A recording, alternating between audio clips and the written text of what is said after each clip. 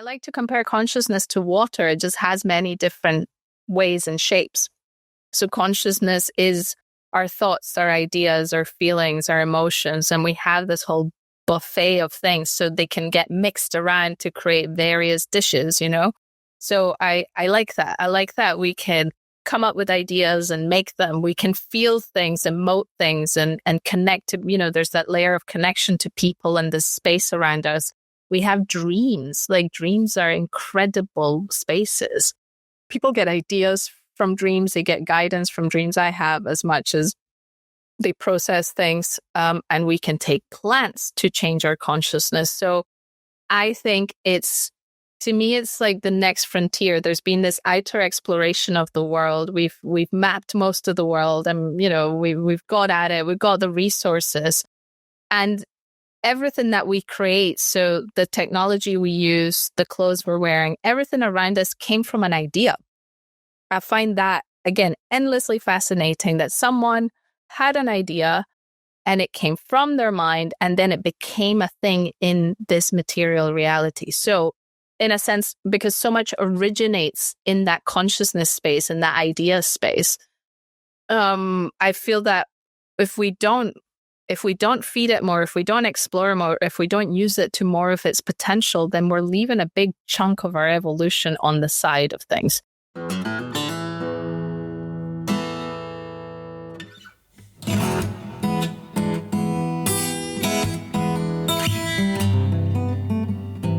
And we're live. Delighted to say I'm here with Eileen Hall. Eileen is an artist, an activist, an explorer, she's somebody for whom has a great interest in consciousness and the role it plays in our lives. And I'm so excited to have you here, Eileen, and learn more of your story and more of your message. Hi, lovely to meet you, Richard. Lovely to meet you. So, we were just saying before we came on air, you've got this interesting accent. So maybe that's a good place to start in terms of your background and some of your childhood. I'd love to start there. Yeah, absolutely. So I am half Scottish and half Ecuadorian. I was born in Quito, Ecuador in the Andes, and I was there till I was 10. And that's when our family decided to move over to Scotland. So we've been in the UK for about 25 years. And we live near Edinburgh. I studied at Edinburgh University, originally architecture at the College of Art. But yeah, I have this fluctuating accent from the fact that I grew up actually not thinking we would ever leave Ecuador. So for me, it's been a big flip of the switch to be in both cultures over this lifetime so far. Right. And what your most treasured... I have been to Quito once, just as I said to you before, I went up to Vilcabamba on a trip way back and we came through Quito. But what are some of your strongest memories from growing up near Quito then?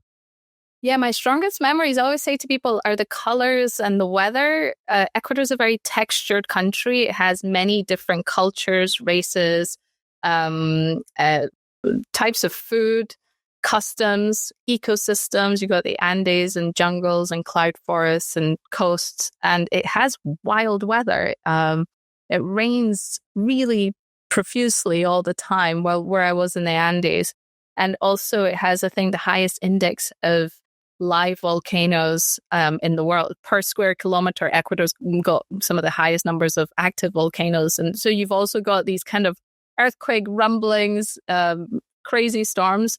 So that is what I remember the most. And of course, my dad being this explorer type, he was friends with a lot of other explorers. At the time, treasure hunting was still like something that you can make money from as well. I think that's illegal now. But yeah, so I grew up around lots of interesting characters that came over to Ecuador to look for sunken treasures of the coast, buried treasures in the Andes and in the jungles. And so it was a very colored life that we lived over there growing up. Wow. And did your dad ever take you on his trips to find treasure? No, we were too young, and he actually kept a lot of it private from us because it is also dangerous sometimes. There's all sorts of crazy people that get involved looking for treasures. He's been threatened a few times. I've been threatened a few times, and people get it really into their heads that there's something very valuable to go and get it creates all sorts of interesting clashes. So no, we hang out more with the explorers that actually they did find sunken treasure in galleons and sunken ships off the coast of Ecuador. So divers, a lot of them, some of them were American, some of them Ecuadorian, but yeah, we would hang out as friends. I, growing up, didn't know a lot about my dad and what he did, just because, like I said, he just really wanted us to be protected. And I don't think this person was murdered because of we don't know if he was murdered because of the knowledge he had about treasures, but one of his friends got murdered once. And it's still, Ecuador's a wild country. It's not it's a safe country on the most part, but it's still wild. Mm-hmm. Right. Wow. I have never met somebody who grew up with an explorer dad or a treasure hunter dad. I mean, it's a very unique thing. Yeah. We just were in it. Dad, we would go off to meet these people off in the countryside. One of them was protecting bears, which is a whole thing that we got into. And we would go on different adventures. We met someone that had built a balsa raft to prove that you can build balsa rafts to cross large oceans. That was one of my dad's friends that we would go camping with, but they would all just share. One of my loveliest memories I have is we would take us to the pub where they would all hang out and play music together. But I just love the energy of everyone just sharing this. They just share their stories, and explorers expect danger and fear and obstacles. And I think I always admired the way in which they kind of reveled in that. Yes, it was difficult. Some of them even my dad, some of them would just nearly die a lot of the time. But to them, that was part of being in life. Is like they got the thrill from that. And there was an aliveness to that energy of people just kind of grabbing life by the horns and just diving right into the places that are scary and unknown that I still find exhilarating, actually. It's something I personally just love the energy of. Right. And was it your dad was from Scotland? Yes. And so how did he end up in Ecuador then? Because what led him there in the first place? Was it for the treasure hunting? Yeah. So my father got very interested when he was younger in missing history of the world, in a sense. And he dug into ancient history and then got very interested in South America as a place and what its older history was, which at the time that he was researching, everyone just thought was this new world, this very young culture. And then in the 70s, he came across a very famous book. It became famous at the time, written by Eric von Daniken, called Gold of the Gods, or Chariots of the Gods. In the first chapter of that book, he talks about a large Aladdin's cave type treasure being located in some caves in Ecuador. He specified these Taio's caves, and he proclaimed in the book that he'd seen the treasure. Now we know that's not true. He was actually lying about that, but he wasn't lying about these treasure stories in this country. And so when my father read that there was this metal golden library / massive treasure that could have some of the answers that he was, so if there was written scripts that were found in America, it could also show that these civilizations are indeed older, and that maybe what we thought history was could be turned on its head in small and big ways. So my father went on to organize what's to date the largest scientific cave expedition of all time, with over 100 special forces, scientists, and different people involved. It was the British and Ecuadorian governments that funded this, and they managed to get astronaut Neil Armstrong to come with them and go to this cave. This is how my dad ended up in Ecuador. He actually very quick, because he'd spent decades researching history and just kept kind of coming back to South America, coming back. So I feel that the moment he read this story, he was like, that's it. If this exists, this is actual evidence. And so, the critique around that is that it does come from this kind of ancient alien story. And there's a lot of alternative researchers that are maybe pulling on thin threads to make their theories work. But my dad gets respected for the fact that there was an alternative theory that he then brought scientists into. So some of the top scientists at the time, to do with caving, speleology, biology, like bird folks and insect folks, everyone came down over this piece of jungle for a month that hadn't been mapped in this way before. So even though they didn't find the exact treasure from the book, because now we know the author was lying about that, that's a whole other story. But they did find over a few hundred new species of flora and fauna for science, and were able to nominate this area as important in terms of biodiversity and heritage. So, and also that expedition birthed cave science in Ecuador. So that was one of the first major. Yeah, it was. I mean, it's still people in the cave world still can't believe he pulled that off. Nobody understands how he made it so big and got it funded. Nobody has topped that really since. So, and the fact that astronaut Neil Armstrong came as honorary president into these caves, it still continues to be this kind of big, kind of marker, pointer at Ecuador that my father left with this expedition. And since then, now we know there's all these new places that have been discovered, new things are being discovered all the time across the Americas to support these theories. So it's a really interesting time to be involved in that research at the moment. Wow. And so they found all this biodiversity in that area around the caves. I mean, what did they find in the caves? In the caves. So the caves, number one, they're not like small little passageways. These caves are the sizes of cathedrals under the ground. They're really beautiful. They stretch for miles and miles. So they mapped about 5 kilometers worth of cave. That was in 1976. And then they find what they thought was a small burial chamber in one part of the cave. So they find some ceramics and some things that look like it could have been a cadaver in there. So that was the only thing they find. Those were about 3,500 years old, so actually still pretty old. Yeah. So it gave everyone a little bit of like, wow. And because this treasure story was built, in a sense, it was such a big build up, because the person that wrote about it initially spoke about chamber and after chamber of artifacts, of jewelry, of all sorts of things. And it really captured everyone's imagination. So when people hear that, they find with ceramics, there's always a bit of like, okay, but that's just, it's part of this longer legacy of many treasure legends that Ecuador and the Americas have had, from El Dorado, the conquistadors, how many of them died looking for treasures in jungles. There's just a lot of different stories and a lot of explorers that have gone after these treasures. Nothing as substantial as this large treasure has been found to date, but people are still searching. Most importantly, there are efforts being made to protect this area as a UNESCO World Heritage Site, which is something my father started with the scientists from the expedition. And it's now being continued by Taio, who is an Ecuadorian Greek geologist, volcanologist that took on that research after my father's suggestion. He was specializing in volcanoes. My dad said someone needs to map caves in Ecuador.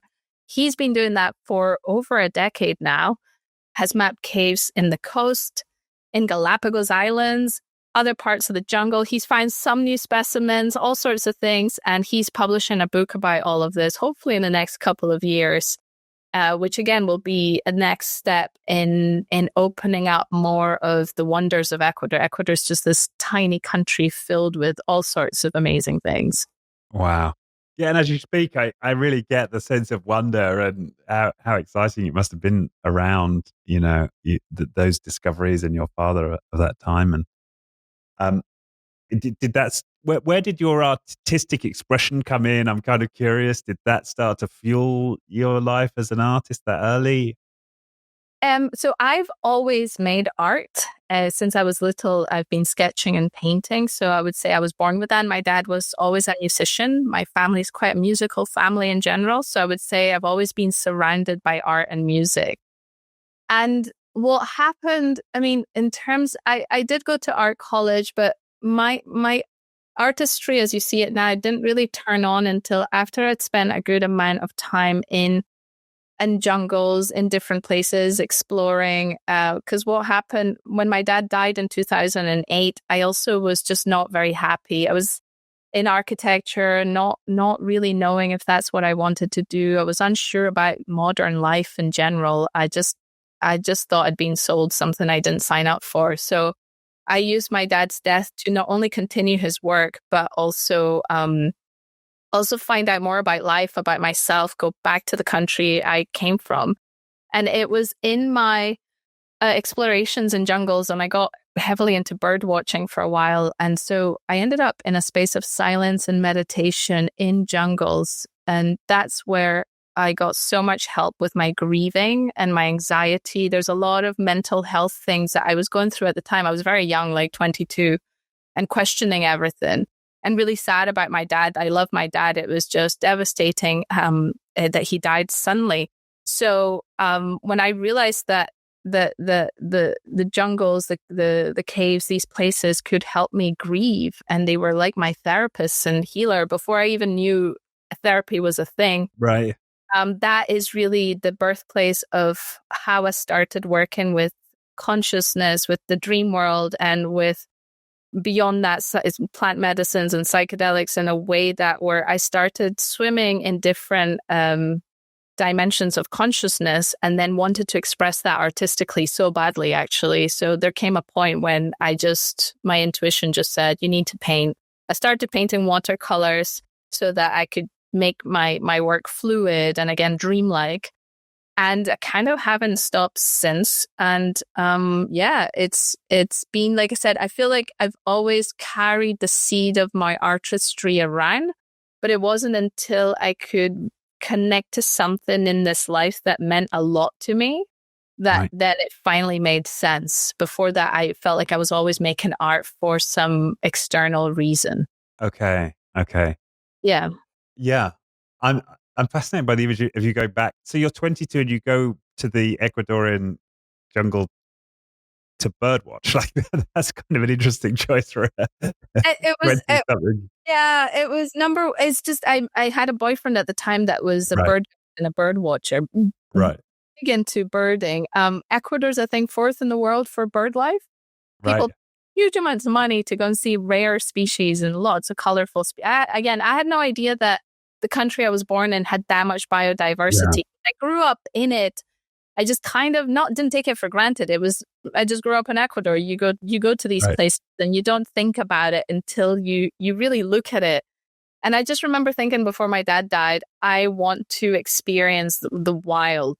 I just remember thinking, wow, I've been sitting on a desk in school for a couple of decades. I'm kind of bored of sitting inside a classroom. Yeah. And then I was in architecture sitting at another desk, staring at a screen. And I just remember having a thought of like, the country I was born in has bears, it has snakes, it has jungles, and I haven't properly gone to these places. Right. And around the same time, I meet this bird watcher who came back from one of his expeditions and was, singing and dancing about seeing bears in the wild. And I was like, wow, like that to me is the most exciting thing ever. So we got together, and luckily he was kind of building up his career in that. So was just able to take me out to the far corners of I visited so many different ecosystems in Ecuador. And what I'm very grateful for with bird watching is that you have to be silent in order to find birds. Again, I'd never experienced silence or meditation until I stopped talking inside forests. It's something that, you think it's so obvious. Now to me, it's so obvious. Go and be in nature and silence. But I just been in this kind of like, I was just making my way through some modern career ladder, doing the things that I thought my family wanted me to do. And as much as my dad was this explorer, he didn't really push us to like do the same. He wasn't like, you have to do this with me. He was like, do what you like. And I used the grieving space where I dropped out of uni and I just left the country. I said, I need to think about my life. And so that's where it went from this. I thought I was exploring birds, jungles. I thought I was off to find more of my dad's. I was following my dad's footsteps as well. I went back to continue his work, to understand what he was up to. because I just thought it was worthwhile. I just thought my dad achieved all this. Someone has to keep it alive, and it has to be this treasure story. But the more I spend time in these places in silence, the more I woke up this inner landscape, these inner explorations where I noticed that my mind softened, and I was starting to speak to the plants in my own head, and they would talk back. And at the time I thought I was crazy. Now we know from all sorts of places that nature's so sentient, and it might be, it might be me making this up, but there's something about nature that inspired me to feel more of the aliveness of being here and pay attention to the stories that I'm carrying around about myself and life itself. But it wasn't until I was given that space and I was constantly exposed to beauty in these places. I mean, I wasn't in them all the time, but actually they were so powerful. Like, the UK has lost 99% of its I don't know, there's maybe 5% left of the UK's original biodiversity. So I didn't realize that. Wow. Yeah. So when we're here, we don't rolling hills and farmland are great, but that used to be full on forest filled with animals, so we've kind of normalized over here not having that wildness as much as you still get it in places in Ecuador where you don't see a road for miles, you don't hear a car for miles. And there's a complete symphony of the senses because these forests are so alive and teeming with life. And it's something that, again, I didn't realize my soul needed from being in this modern education system. It just churns you out into doing whatever it is. And I have zero issues with that now. But at the time, I was just dying for something that felt more soulful. Now I would say maybe spiritual or a larger view of life and myself than that I was perceiving at the time. And the death, I call it a death portal. I don't know if it would have happened to such a large extent without my father's death. I feel that death made me question everything. Mm-hmm. Right. And then where did the psychedelics come in? So the psychedelics came in a month after my father died, in that I gave a speech on his he was supposed to headline this conference of ancient histories and mysteries in Edinburgh. So I gave the speech instead. I kind of said to people, I'm going back to Ecuador to continue his work. A couple of his friends came up and mentioned that someone that they knew from Greenwich University was in Ecuador doing ayahuasca research and that I should talk to him. His name is David Luke. He also studies parapsychology, which is another interesting topic. So we met in Ecuador. He told me all about plant medicines, indigenous wisdom, shamanic wisdom, all these things. Again, I had no idea about because my dad had also protected us from anything that sounded like it would go kooky. So I had zero knowledge of anything kooky or out there or woo, this is totally where it comes from sometimes. I don't think it does, but people perceive it that way. Anyway. So he gets me interested. I start researching it, and sure enough, bumped into all the ceremonial, ritualistic use of plant medicines in Ecuador, which is still, a normal thing for them to do. And then I got heavily interested in psychedelics for therapy, mostly because I struggled to let go of the grief. Like, I really struggled with my dad's death. I really struggled with not feeling like I fitted in. I was still so Ecuadorian. Like, when my dad died, I wasn't British. I mean, I grew up Ecuadorian. So for me, it was still really hard to be split in that way. And I couldn't reconcile it. So I got into meditation and psychedelics. Some of the therapy I did with that was 15 years ago, was massively helpful. I tried normal therapy. I tried all the routes that the NHS tried to give me, but it wasn't until I started discovering shamanic tools, psychedelic tools, that my healing supercharged. And it wasn't easy, but they got me. And that's where, again, my interest in consciousness deepened. This idea that we have different ways of shifting it and we're not just fixed in our brains forever continues to, And then through David, I became friends with other scientists and researchers, a lot of people in London doing that research. And I'm still very much swimming in that space as, again, an activist, but as an artist who wants to express the healing that happened for me and it can happen for others. And when done when done responsibly. Well, I'm sure there are a lot of listeners dealing with anxieties, dealing with grief. Tell us about your first experience then with ayahuasca. So yes, the first time I was actually not the best one. It was the second time I did. The first time I wasn't well prepared. But the second, but that might be useful in itself, like in terms of the lessons. And so why do you think it wasn't? It wasn't good. I was a bit scared, and I wasn't really I was a bit scared. I think the setting wasn't right. I think where we did it wasn't quite right. But at the time, it was something I really needed to do. I got more into mushrooms for the reasons that ayahuasca for me were just a bit far away. I did it in Ecuador once and it was good, but it wasn't what other people experience in it. I've had two amazing ayahuasca experiences. One of them actually in Brazil that was really powerful, and another one in Ecuador, which helped me see life in just from a more poetic, mythological lens, so that, again, it kind of opens up your mind and shows you that this is something we say a lot, you are the ocean as much as the wave, and that you are a whole landscape. There's a whole planet of landscapes inside you that you can explore, and that can include how you weave together a spiritual sense of life, something that's outside, bigger than yourself, and it's not just always human-centered in different ways. I don't know if that makes much sense, but it does. It does. And in terms of my dad, very specifically with I would say, because I did so many different ceremonies and psychedelics and work in this way, but what was really helpful was to be able to contextualize what I was going through as a larger mythological journey of my soul on this life, Yes, my dad, there was a period of grieving and turmoil, but that became so again, in my visions, I saw my grief and pain becoming compost for new spaces for my heart to grow a garden, How can you take history and compost it in order to plant new seeds and give yourself permission to do that? And in shamanic visions, you can ask the stars for help. You can ask trees for help. You can ask bigger things for help that don't always have to be, in a sense, religious or spiritual or whatever. I naturally took to talking to nature big time. Because I was really scared of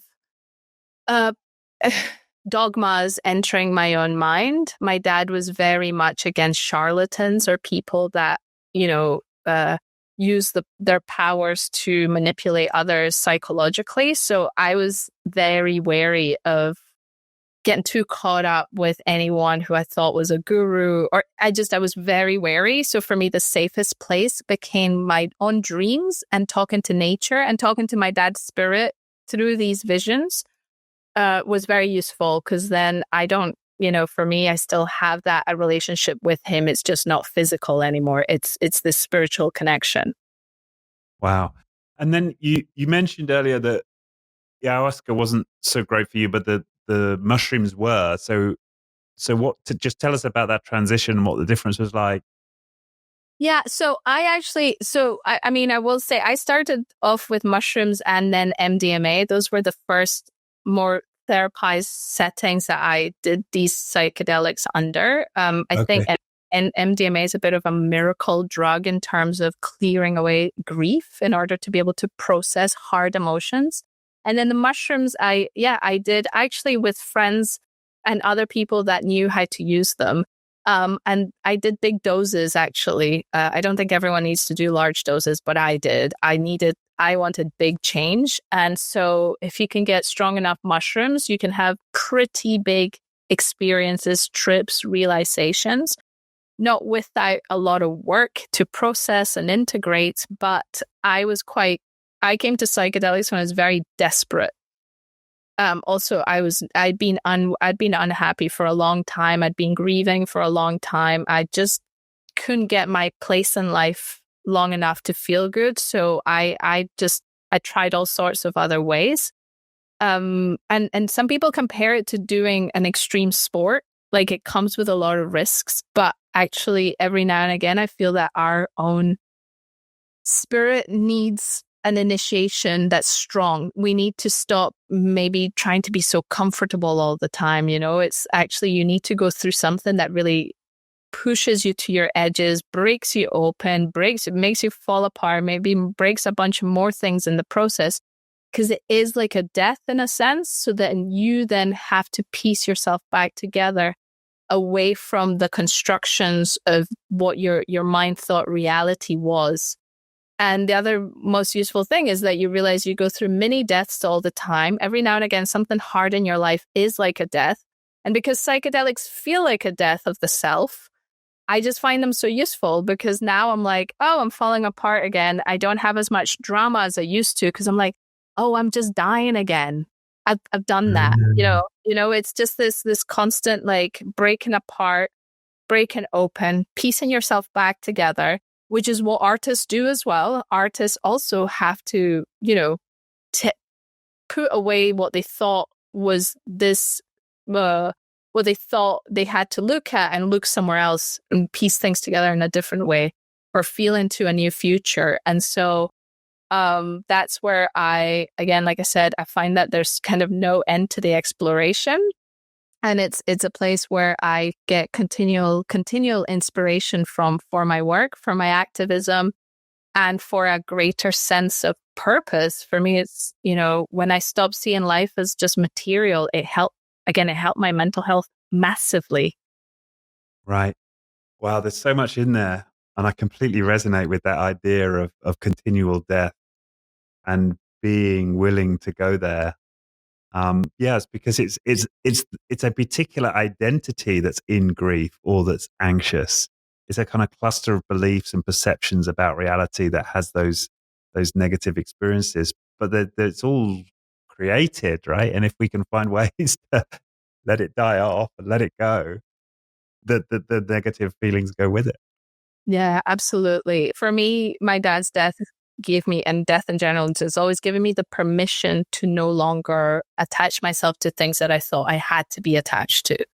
Yeah. My dad dying gave me permission to say, I don't want to be in university anymore. I don't want to be in the UK for a while. And I could say it was because my dad's death and I'm following his footsteps. It's always been interesting for me that it was like, I wanted to follow, I wasn't ready to lose my dad. So I wanted to keep his spirit alive by following his work.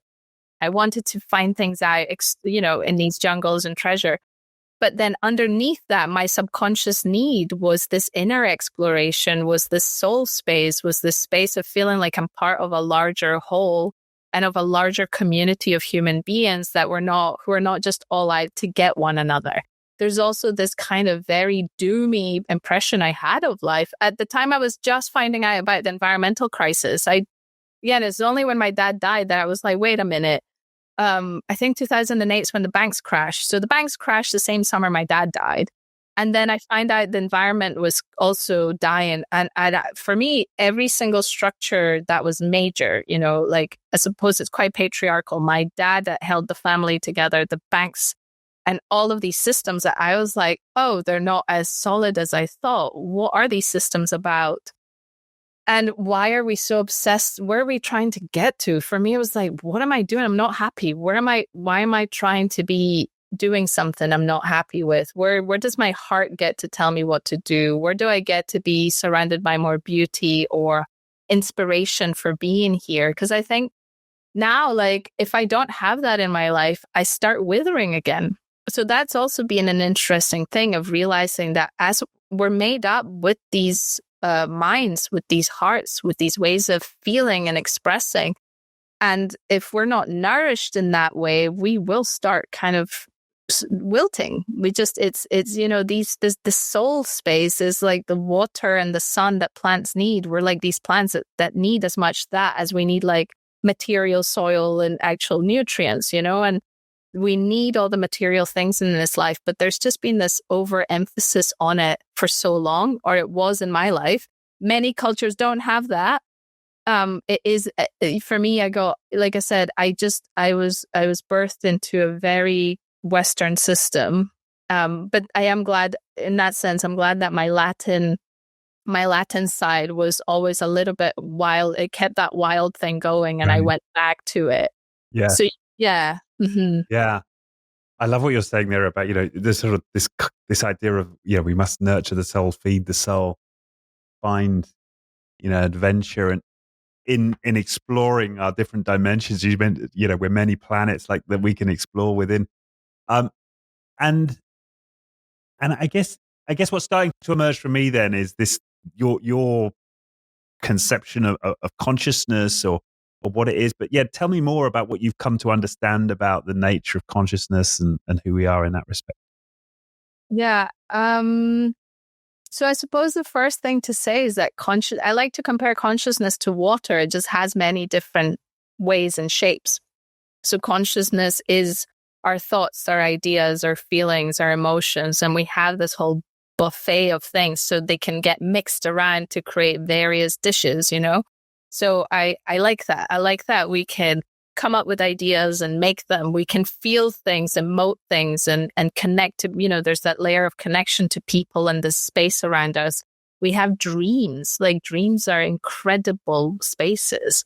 People get ideas from dreams. They get guidance from dreams. I have as much as they process things. And we can take plants to change our consciousness. So I think to me, it's like the next frontier. There's been this outer exploration of the world. We've mapped most of the world, and we've got at it. We've got the resources, and everything that we create. So the technology we use, the clothes we're wearing, everything around us came from an idea.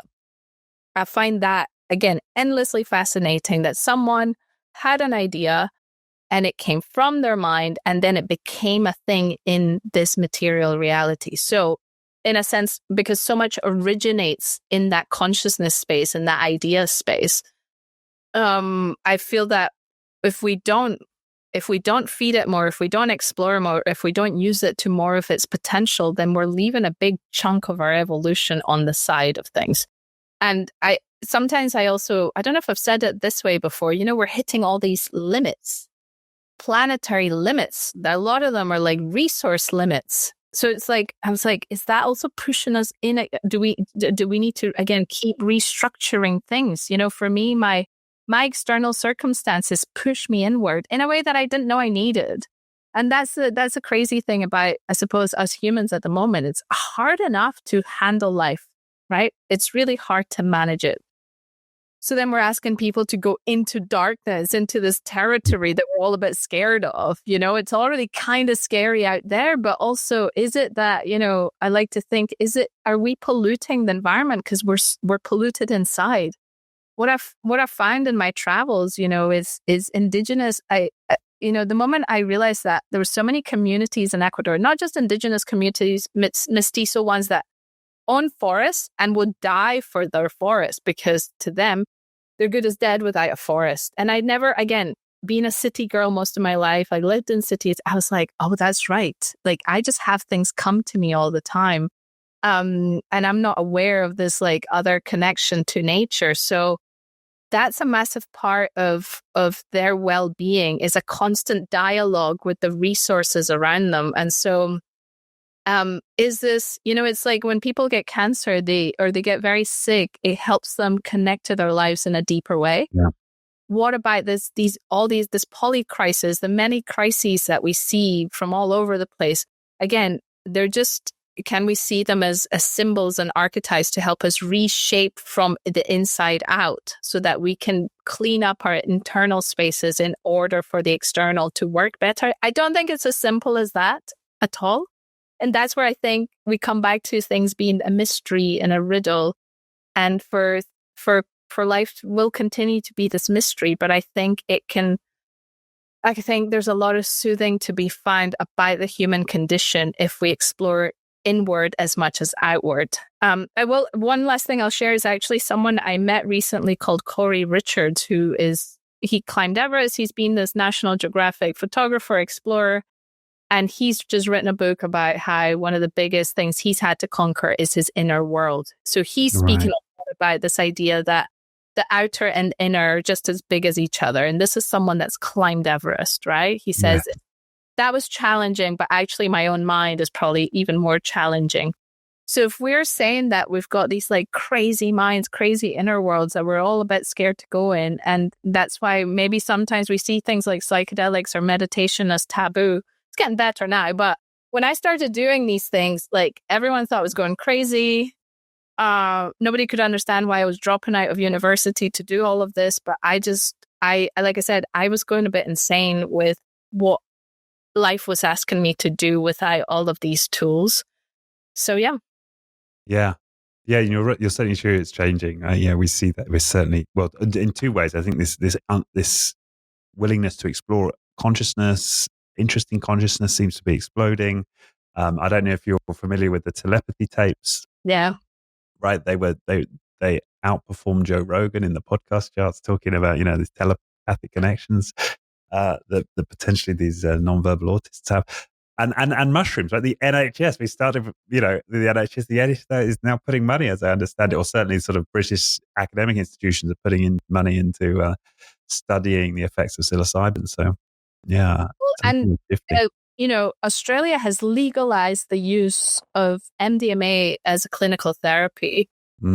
Mushrooms have been legalized, I think, in some states in the US, and things. So things are opening up, and it's really important to be educated, because as with anything that we create as humans, it comes with a seed of destruction as much as it comes with a seed of healing, right? So when I say, let's explore consciousness, also let's be really careful to not like go insane doing that, because our minds are endless at creating stories. So if we're going to do this is why I think nature for me was such a blessing, because all I did was walk for hours in silence in a jungle or in a forest, and I would just speak to this place in my own mind as if I was speaking to a person. And it was because I'm someone that needed to talk all the time, so I find it really hard not to speak. But then it turned into this inner dialogue, and I thought I was going crazy, because I was getting dialogues back from the forest. I was getting really good advice, and I was like, oh, wow, I've broken my brain. I'm in so much grief. Like, I thought I was going insane. And I was convinced I was speaking to my dad's spirit the whole time. But now I know that that's not so crazy in Indigenous cultures and cultures that preserve this kind of knowledge. It's normal to them that things have sentience of some sort. So we're not saying that plants or animals have the same human consciousness, but there's definitely some kind of sentience that you can connect to, whether it's a feeling space or a space of sensing through the senses themselves. I think we've got so many sensory gateways into consciousness as well, not just the five senses, but once they synthesize in our brain and in our bodies, you're opening up a whole plethora of other sensory data that, again, neuroscience is now starting to explore. And so we've got some really awesome, institutions putting a lot of money now, both into psychedelic meditation and what's called neuroaesthetics now, the aesthetics, the neuroscience of aesthetic experiences and sensory experience, because now they're studying how the arts, music, the environment affects us. So, and we know this. I mean, the thing is, we're saying things that are obvious, but now science is on these things, and now we're paying attention. So science is also saying, hey, maybe it's not so crazy that Indigenous cultures have rituals, and they say that they get their knowledge from visions and from plants. That's no longer something silly to say in science. It's something that's being taken with a lot of regard, more money being put into to support these cultures to not lose their heritage. And that's something that we're in the process of continually also trying to support in Ecuador and across the Amazon, is how to not lose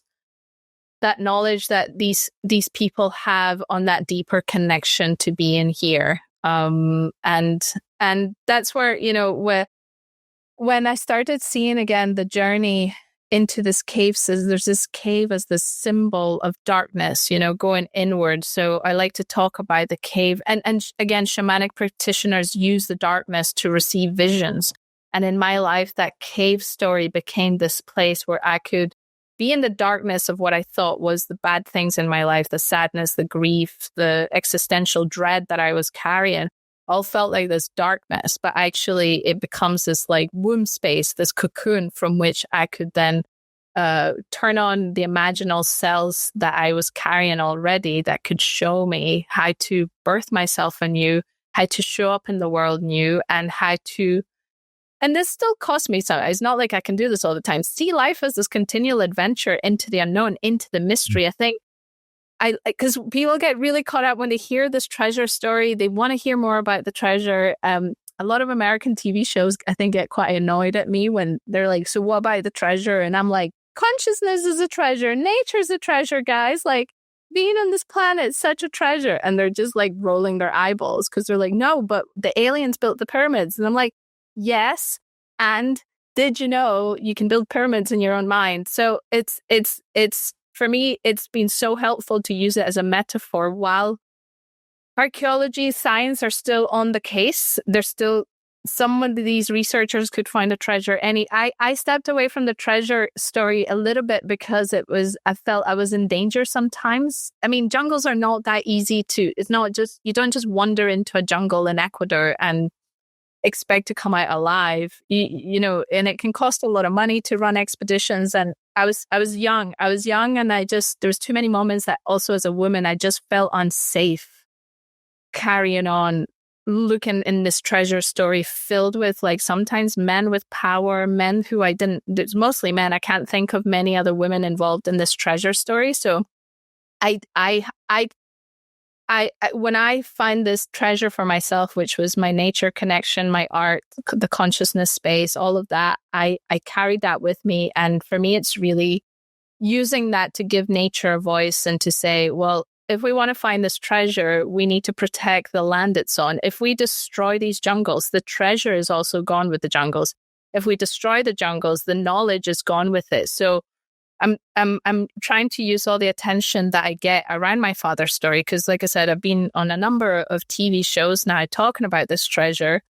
And I just want to say, hey, like let's worry about this actual living thing first, instead of, I just find that with the ancient history stuff, it's really interesting. And also there's a lot of I don't know, especially in the alternative space, I don't think there's enough physical evidence to fully verify a lot of these ancient theories, especially in South America yet. Right. Yeah. In Ecuador, they just found the largest settlement in the Amazon that's ever been found. It's massive. It's got lots of plazas and terraces.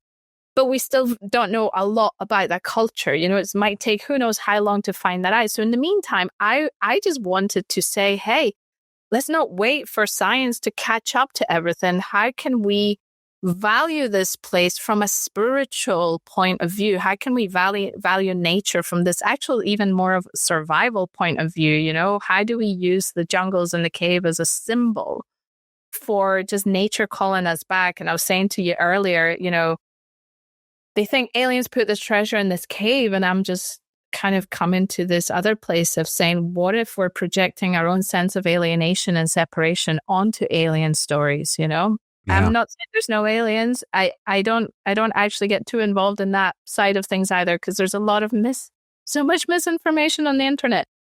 Too many conspiracy theories. I'm not for that. I'm just like, what is here?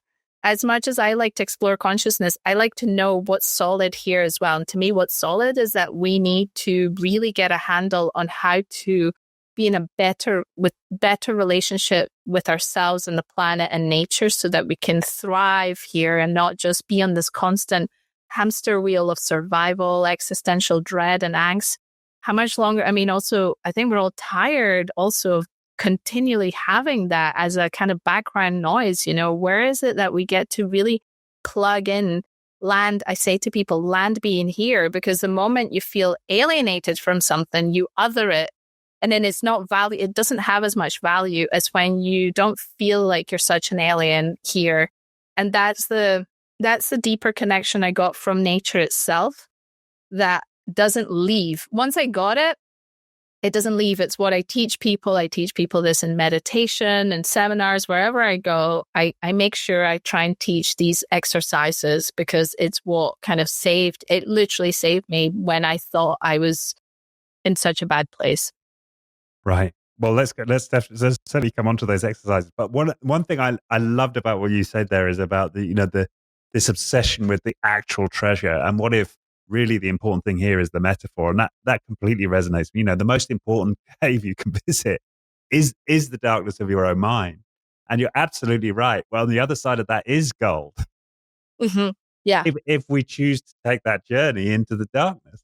exactly. And maybe people are fascinated with these stories because at some level they are identifying with this at a metaphorical level, but they're just not fully conscious that really what they're yearning for is their own darkness inside and their own treasure at the end of that. Again, is why the subconscious work on the subconscious, or what we call the unconscious, whatever you want to call it, so interesting because, and I'm learning this actually through filmmaking that I've got into recently. There's always the conscious thing that the character thinks they're after, and there's this unconscious need that they end up receiving. Right. Yeah, that's a good way of putting it, an unconscious need, yeah. Unconscious need. And for me, it's like, where does that pull even come from? What's the larger intelligence that knew that I needed nature? It's an obvious thing to say now, right? They're prescribing nature connection. At the time, there was no such thing. So it's like there was an unconscious intelligence guiding me into this. And, my dad didn't find this treasure. And some people could say he failed. He spent decades he did smaller expeditions, and he died happily saying that he found his treasure in the journey itself, in how much he got to explore different textures of life. He met my mom. He loved Ecuador. I love Ecuador. I love Ecuadorians. I love the whole country. It's a beautiful, he said, he died saying, like, Ecuador's a gem that we really need to pay attention to. And so I feel that if my dad had found the treasure, done the thing, we'd be analyzing more knowledge right now. And arguing, the other thing is, like, how much arguing happens. I'm right. And there's a lot of, like, look at all, yes, you need to have those debates and those arguments, but sometimes I'm like, but there's not enough actual physical evidence. What are we doing? It's like, can we let that rest until, like, how much of that energy, sometimes I'm like, how much of that energy could we put into protecting nature? Helping countries like Ecuador, who are on a semi-regular basis, like on the brink of economic collapse. Like, after we left Ecuador, it went into complete collapse for a few years. And so sometimes I feel strange debating too much over certain details in history, even when my family are struggling, or when I see so many people struggling in a country that's never had enough money to not have to destroy its most precious resources.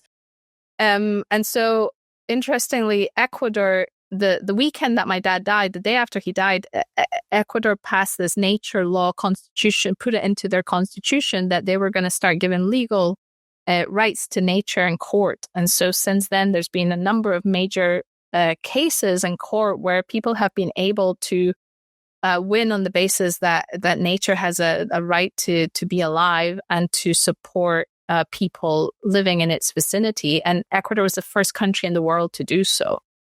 And so, yeah, and there's a lot of other countries that have taken a sample and precedent. Not as many that have put it into their constitution, but, in New Zealand, they've given personhood to rivers and mountains. In South Africa, there's some interesting things. I'm working with the Earth Law Center that are lawyers that specialize in these kind of cases, and they're amazing. Actually, maybe they should be on here as well.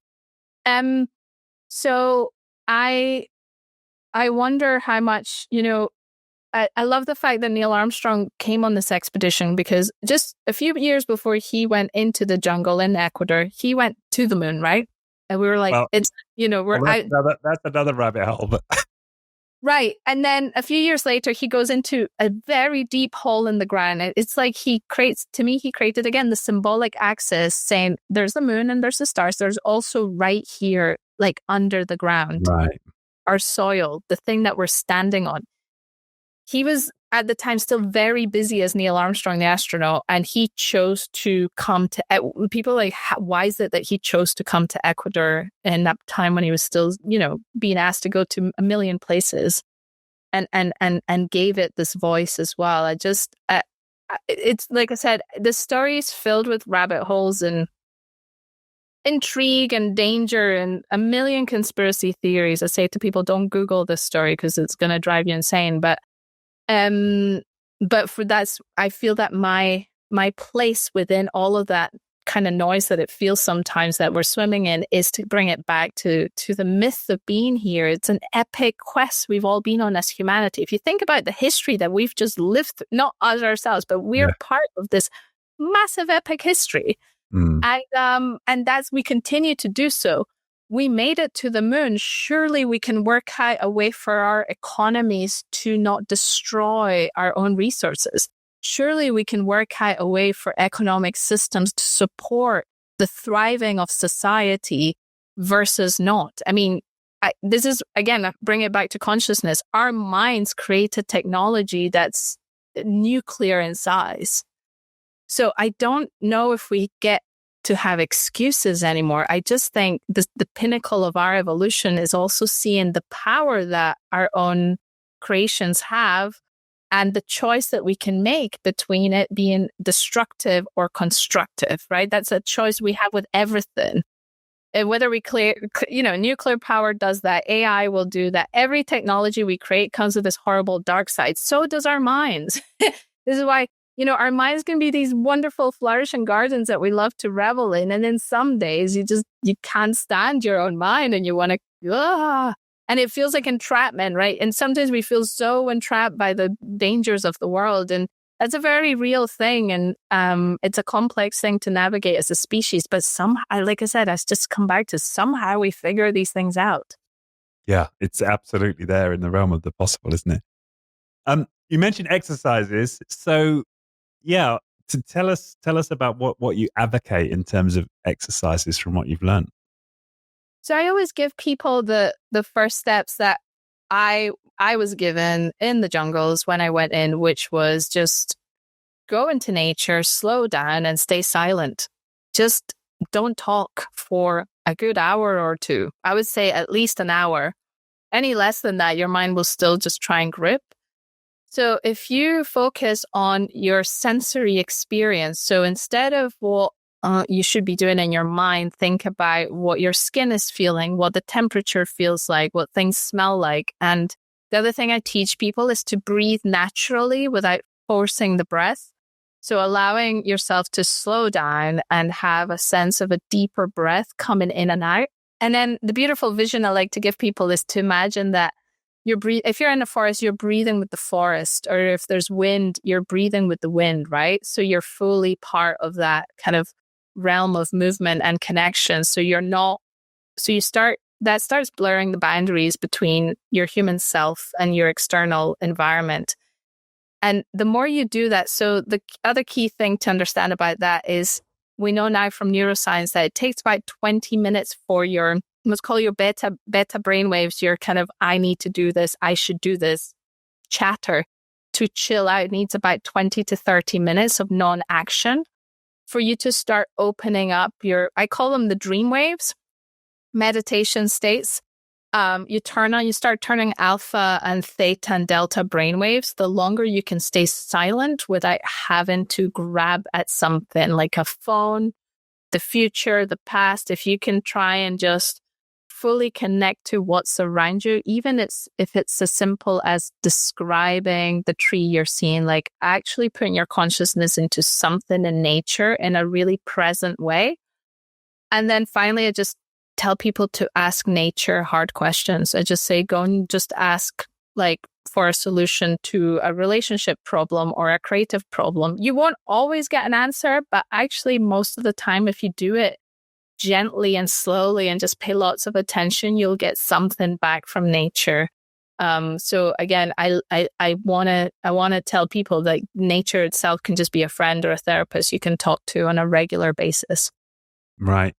And is it a forest is better, or the beach is better, or the rolling arable land is better? I would say somewhere that's inspiring is the best, but anywhere really. I now do it in the park. So once you get the hang of it, you can just do it in your local. Like if you pick a tree that you love, or pick something that feels beautiful and symbolic, I like to sit on stones sometimes, big boulders, and ask questions. When I did my shamanic training, it was all about talking to the wind. You would just sit there and just talk things into the wind and see what comes back. Very simple stuff that sounds, like I said, to some people a bit like out there, but don't diss it until you try it. Just do it. And then if you can do that regularly, so every time you go for a walk, you spend a few minutes in silence at least, so that there's not this constant, again, we have this constant human chatter. When we don't give ourselves space to just feel, we forget we have bodies, or we forget there's other sensory. I really like feeling how my animal senses turn on, because we are animals as much as we are humans with thoughts, right? So when you start feeling into these more intuitive feel spaces, feeling tones of spaces, and you access, to me, what is a very distinct intelligence that comes from something deeper or bigger in a sense. And we now know, Einstein, all sorts of inventors and scientists would take breaks in nature when their mind was too much. We know this. If your mind's trying too hard to figure out a problem, the worst thing to do is to keep thinking about the problem. So what I was talking about, this conscious quest is the unconscious need. So if you see nature as a gateway, music's also great, meditation's great for this, but nature I like to emphasize a lot. What's the unconscious need that's trying to come through you that you haven't made the space to listen because you're swimming in the noise of the world? So always just, we are just surrounded by so much noise. So I think it is just important to be able to switch that off from time to time, so that other parts of us, the soul of the world, I love this concept of the soul of the world, so that the soul of the world can also talk to you. Because like I said, it's hard for me to say that. It was just my own, I had no idea what I was getting myself into when my dad died. I had zero, all I knew is that I was in pain, that I wanted to follow my heart, and I wanted to connect to nature, and all these other, all these other treasures from the unconscious, from somewhere else, started to come through me. And there's still some of the most precious moments of, they continue. It's just everything I do now has been inspired by those moments in nature. Like my whole life was shaped by the knowledge, by the wisdom I received in that communion to nature. Yeah. Yes. I mean, that's a fascinating story, and we've had several people on the podcast now just talk about them being in these forests, especially in South America. They'll talk about the ayahuasca experience, but then they really, you're the second person very strongly to emphasize that was just part of it, right? It was a big part of it was being in nature for extended periods of time. And indigenous cultures would say the same, would do the same. I would say if you were never to do a psychedelic in your life, I've received the same kind of advice from trees and nature as I have in any psychedelic ceremony. I just didn't trust that fully. I thought it was my own head playing games with me for so long. So that's why I encourage people to, if you just have enough silence without grabbing at your phone, thinking about the next thing you need to achieve, you can start feeling the texture of a different type of consciousness. That's why I talk about textures of consciousness a lot. Dreams are a texture, ideas are a texture. There's this, I don't know if I've ever said it this way before. It's like the texture of the soul of the world that's trying to connect to you. How can you plug into that grid of soulful energy? Again, it can sound woo, but it until you experience it, you're just going to be like, that's just another concept. That's, it's limited unless people go and experience it. But luckily, again, because of the psychedelic science that's coming out, it's given so much validation to these other realms of exploration. So now there's communities forming around this. You can talk about this more publicly without being shunned. Took me a long time to be able to just say to people, I do psychedelics, I do meditation, and it's made a massive difference in my life. More celebrities are coming out with these stories now. Loads of them. I mean, so it's kind of like, now that's normal. Okay, so for me now it's, how do we practically land all of these concepts? The main thing to understand is that in a lot of indigenous cultures, they don't transcend or travel or get visions so that they can enlighten themselves. They do it for practical reasons, like looking after the health of the tribe, figuring out how to best look after their environment. Like, it's a very practical journeying that they do. They don't just like fly to keep flying to get high to right? That's the dark side of all this stuff, which is, you know, super also dark sometimes. So that's why I'm very careful, because I don't want to like say to people, do psychedelics, do the stuff, and then they end up in a horrible cult or with a horrible charlatan. So just like be very mindful that it's about integrating what you see, what you experience into something that can flourish in the real world through real relationships. Yeah, no, I love what you've said there. And it just immediately came a bit like we might go and search something on the internet to get some practical advice for something. It's like, well, we've got a much, you know, richer web of connectedness that we can tap into that's also available. Yeah. And it's wonderful books to read on that. I quite like The Alchemist for that reason, the book. And also there's Soul Quest books. Bill Plotkin writes about this. Just people going on vision quests, just going into the wild in silence for a few days and being able to clean up so much stuff that they've been suffering. It's amazing what nature exposure can do in silence. That's why it's the one I speak about the most, because I could talk to you about a million therapies, a million ceremonies, a million different ways of fixing yourself. But if it isn't directly coming back to your relationships and to your environment, it's never complete. And that's the other thing. Psychedelic research are coming out a lot to say that psychedelics are not your next wonder cure, because if you're still going back to a job you hate or a relationship you're not happy in or something that is really functionally not working in your life, there's no ceremony that's going to fix that apart from facing your fears, again, facing the cave of darkness. And from that, knowing that whatever grief you're going through, it's a seed for a new thing. So to me, it's much more sustainable to say to people, make that connection to nature so you don't always need to grab a therapy or grab a ceremony. Yeah, no, just I think I've shared this on the podcast, but it reminds me of a meme that I love, you know, where it's just you've tried psychedelics, you've tried meditation, you've tried breath work, you've tried fasting. You ever just tried sitting down and feeling your feelings? So much truth in that. And it's just because I don't know again, I'm such a heady, I'm very much made to be in my head as well, because I like science, I like academia, I like learning a lot. You know, I research the hell out of everything. There's so many limits there. It's like an amazing tool. It's just one of our tools. It's realizing that we've been in an age and a paradigm of science and materialism and like against progress and growing the economy and all very kind of heady things. Yeah, so I think the paradigm, I love the fact that I've met now a few explorers. So I'm friends with the granddaughter of Jacques Cousteau, Céline Cousteau, and there's this man, Corey Richards, and others that I've met along the path that are also very much saying the inner world. They're saying, we've done all this outer exploration, right, but without the inner, we're wonky, we're out of balance, you know?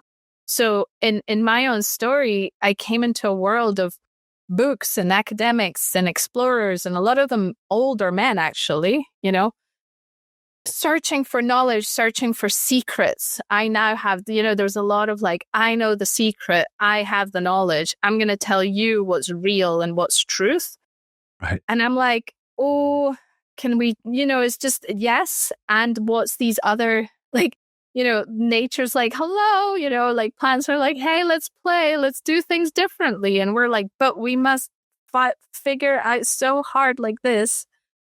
And we need, we need the sanctity of our minds to focus and control things. But again, where's that wonky? Where's it out of balance? And where have we given so much value to these things versus something more, again, mythical, mystical, poetic?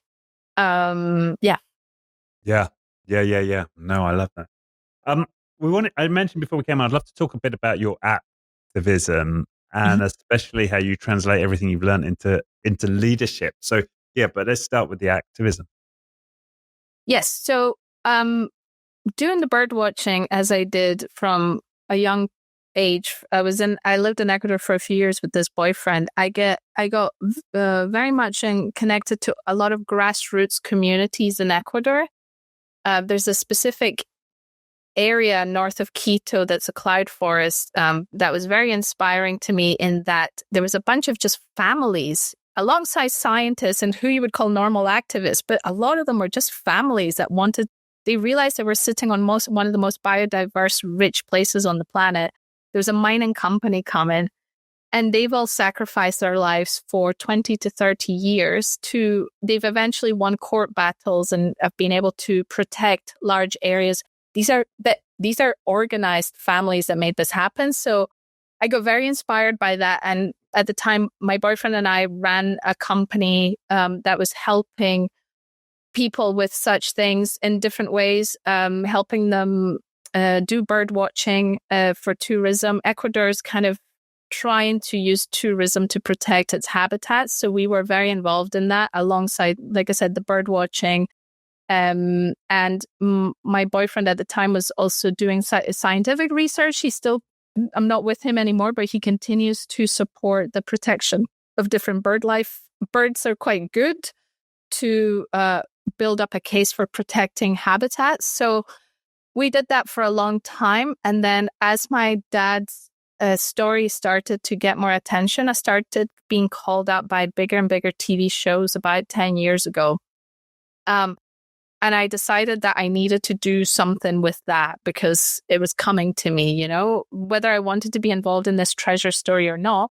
This whole ancient aliens, did aliens build the pyramids / myriad of other theories about the world, right, started just flourishing. I think Ancient Aliens is now the biggest show the History Channel has ever made, ever. Yeah, Ancient Aliens, right? Well, and the pyramid story has been huge, right? What they've discovered beneath. Right, exactly. So all of that's growing, and the treasure story is part of this. And I'm like, yes, that's all fast. I still think is endlessly fascinating. But again, I was like, if we don't protect the forest, we'll destroy these treasures. And that's when I met John Hopkins, this amazing musician in London, and we invited him alongside my colleague at the time, Tamsin, to come to the caves in Ecuador to create music. We actually put together this creative expedition to the caves in 2018 after I had gone on a TV show, and I was like, man, I need to tell the story from a different lens. And I met a musician in Ecuador, and when he played music to me, I saw him in a cave playing music, and I said to him, I need to take you to the cave to play music. And then it grew into this larger thing with John Hopkins. We took a neuroscientist down there as well to measure our brainwaves.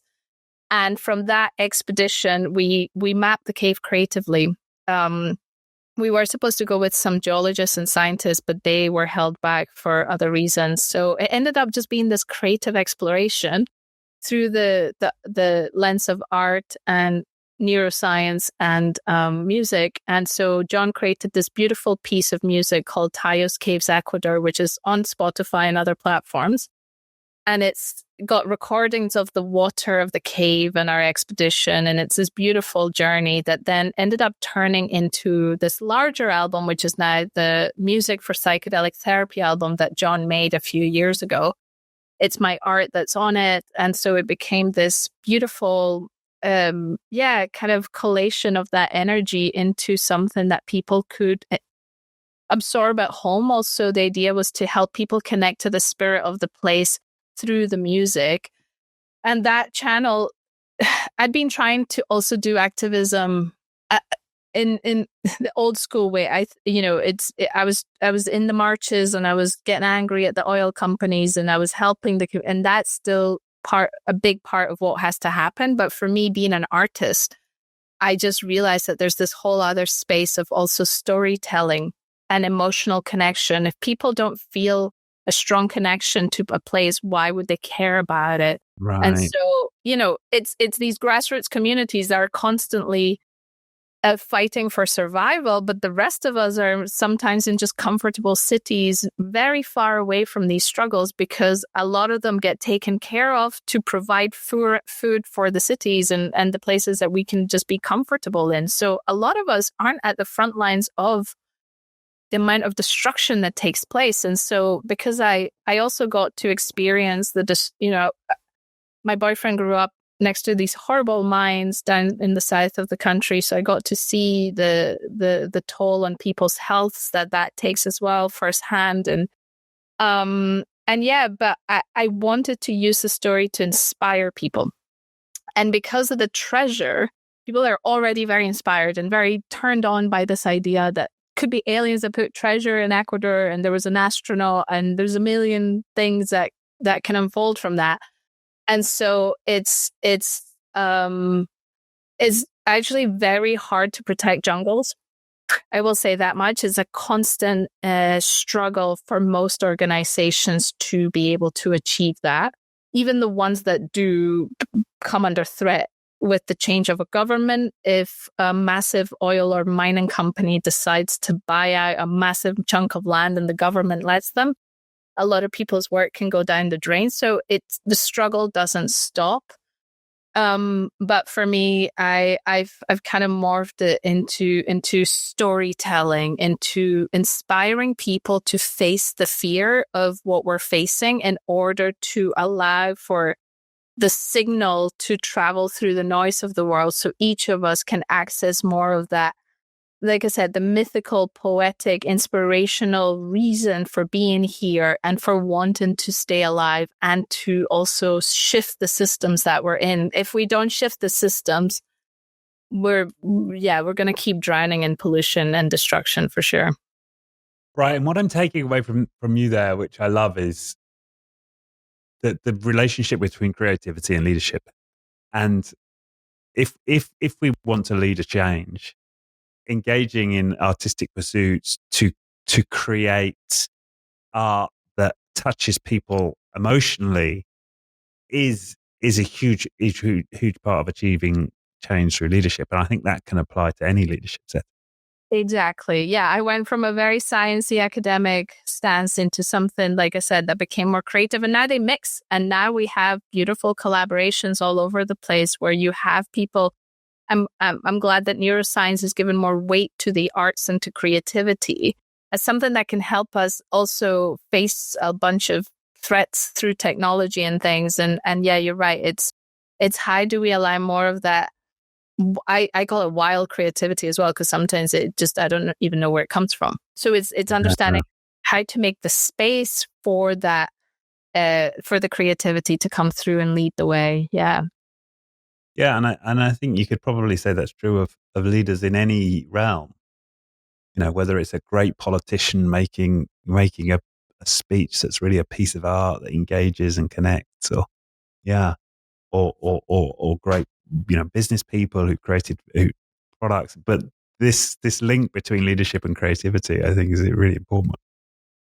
And it's useful in all sorts of ways, because we will continually, I think, I've faced continual challenges in everything I do, because as the story grows, so does the attention, so do the theories, so do the things that come my way. Sometimes I have to deal with like all sorts of crazy things, and I have to always take a seat back. And if I wasn't able to see this story, like come back to this creative, mythical lens, it was driving me insane, because also, my dad was accused of stealing treasure for a while. We had a UFO researcher man from Ecuador film our empty cupboards in the house we left in Ecuador and say on national TV that we ran off to Scotland with treasure.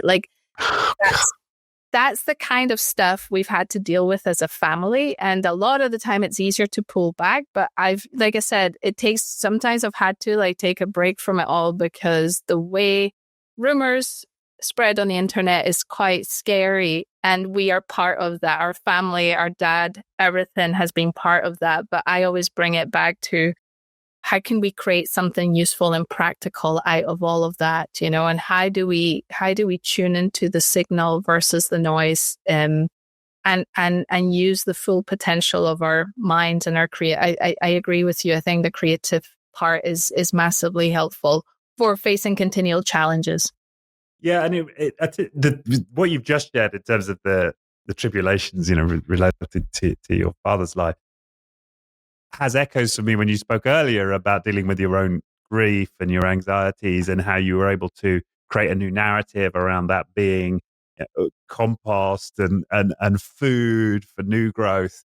And so what I'm seeing here is your access to recontextualize and reshape narratives about the events by kind of getting out of the immediate. Yeah, swimming in that larger ecology that we're part of.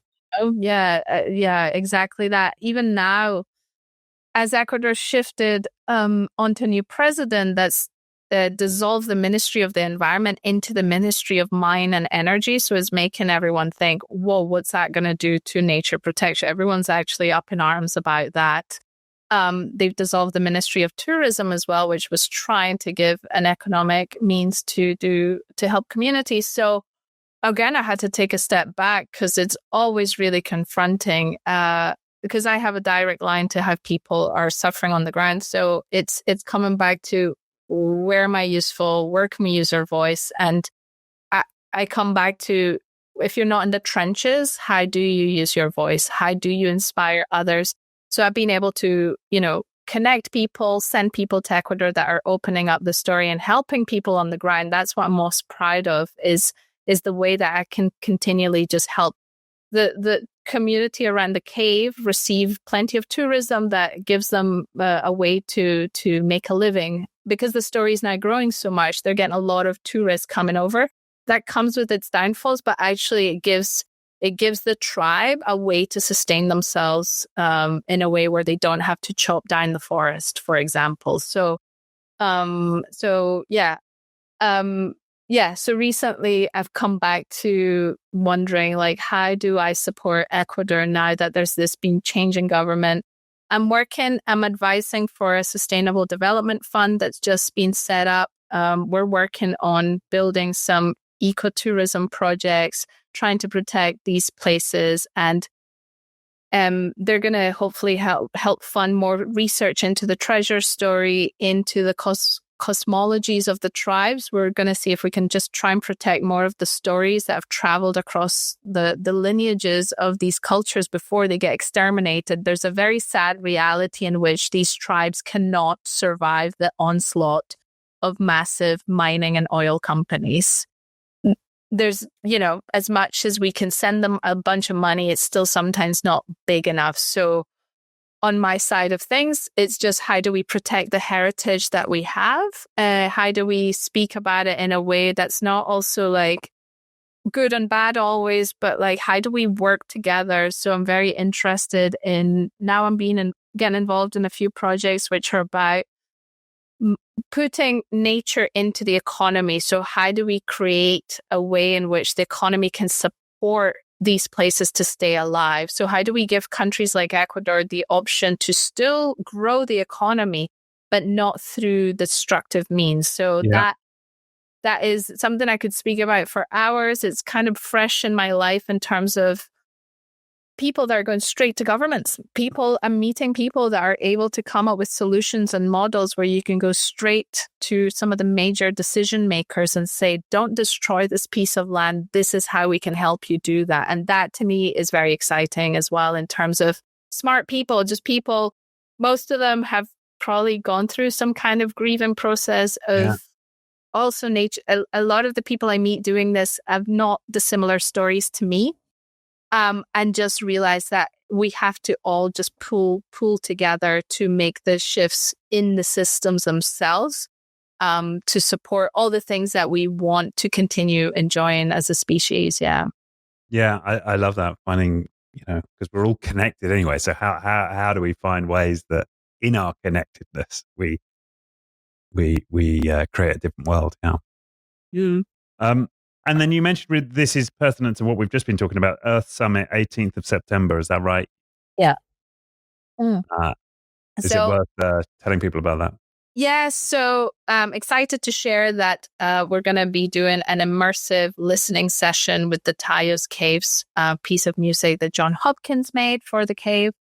We've not done one in a while, actually, so it's great. It's part of a larger summit put together by Earth, this amazing charity that supports citizens in becoming more involved with nature restoration. So they give people courses, talks, events. They're a great charity to support. We're going to be one of the acts coming in to tell the story of the cave, tell basically everything I've just shared with you, but also show people how they can use the music and the meditation to enter their own mind cave, to let go of the noise of the world. And I love helping people birth creative ideas. So we're gonna guide people on a journey to birth a new vision or a new way of seeing life through this experience. So I think tickets are live. I was saying to you, Merlin Sheldrake is going to also be making an appearance.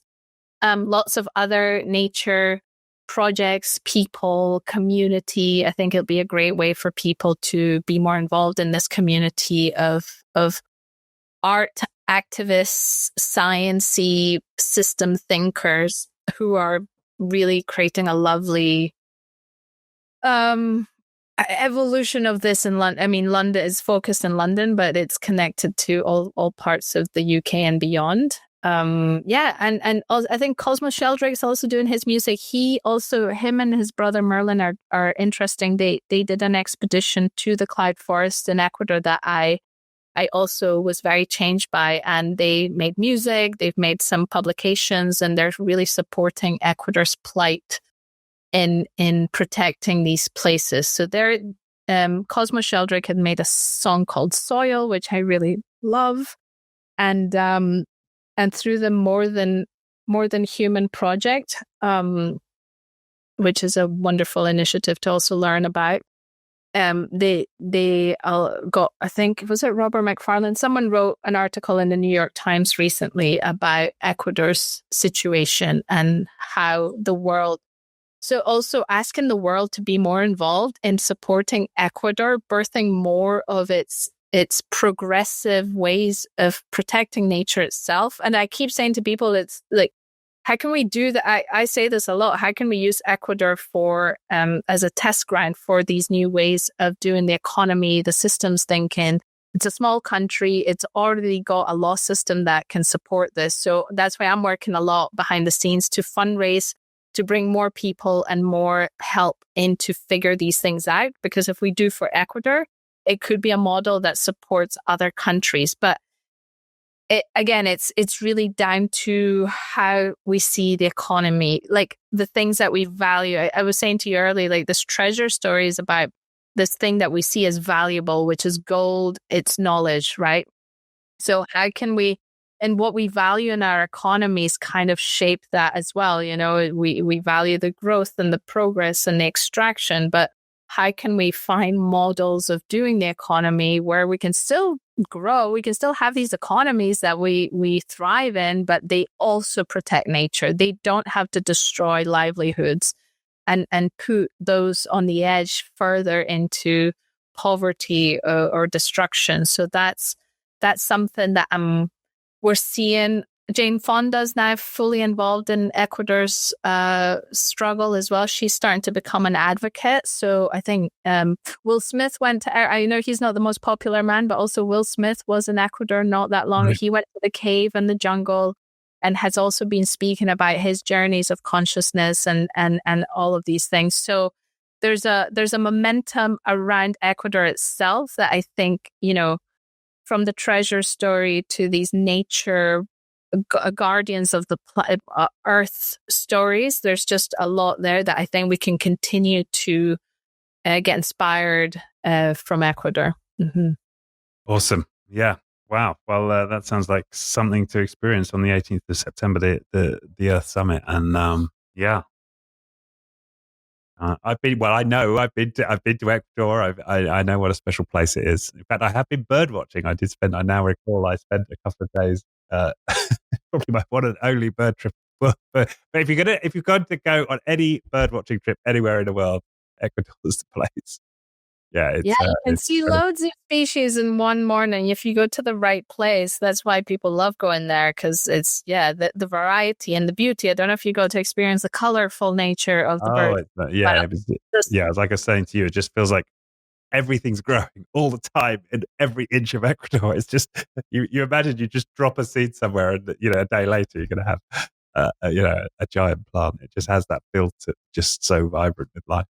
Yeah, absolutely. Yeah, it's such a, and again, I think I mentioned to you it was named one of the most biodiverse countries in the world. That the size of it and the amount of things that it can, the different ecosystems and different species it holds are just a marvel. Again, it's something that the UK would have had a long time ago when it still had its full forest. It's something that I think is this like ancient call, like these countries that have been able to, because they're so wild. The conquistadors couldn't get through the jungle, so like the jungles are still alive because they're also very harsh to get through.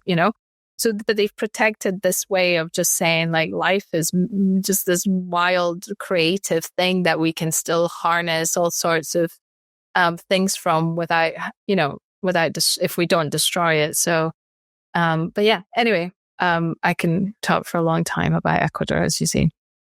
Yeah, no, this is wonderful. And yeah, just as we come to an end, is there anything specifically you'd have loved to have shared or talked about that we haven't covered? Oh, good question. As I'm saying to you, for me, the current narrative around it all is, this alien treasure, alien stories are getting so much attention. For me, is how can we land here and not feel like we're projecting this alienation onto the world? So once we connect to being here, to being in our bodies, to being in this environment, what does that do to our projections and the way that we think reality has to be? So that's something I'm working on writing a few essays on, and also a new immersive experience. Actually, I'm super excited to be working with new musicians to do this narrative and some film work. The other thing is, if people want to follow the journey, like I was saying to you, just kind of follow, if you go on either one of my websites, the Eileen Hall one or the Taio's one. We're going to be doing more events and expeditions and publications. Yeah, there's going to be, I think, more things emerging in the future that I'd love to share with people. And yeah, just I think the last thing is the art sale. I sell art every now and again, so I've got an art sale on just now. Actually, I don't run them all the time. So if your audience want to have a piece of that story, which is where I express it, I think in the most, and for me, the nicest form really is my paintings. I'm just is where I share this as we talk for people who want to. Yeah. So this is the art. Yeah. Yeah. At Eileen-Hall.com. Yes. Beautiful. You can have a look. Thank you. I think that's it really. Excited to see where things evolve in the next year, as we are planning another expedition, this time with an amazing photographer from National Geographic, who I'm very excited to be working with. So the next expedition is going to be similar and different. We're going to have some other researchers and folks coming with us and documenting it in a way that I'm hoping we can turn into a documentary as well sometime in the future.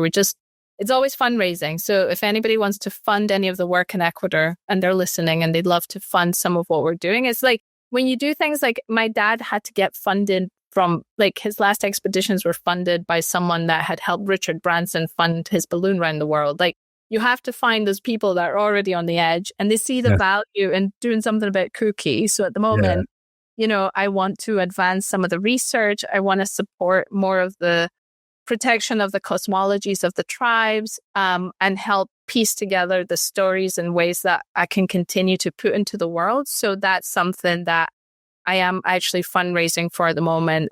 So if anyone's interested in funding the exploration work and the research work, please get in touch. Yeah, brilliant.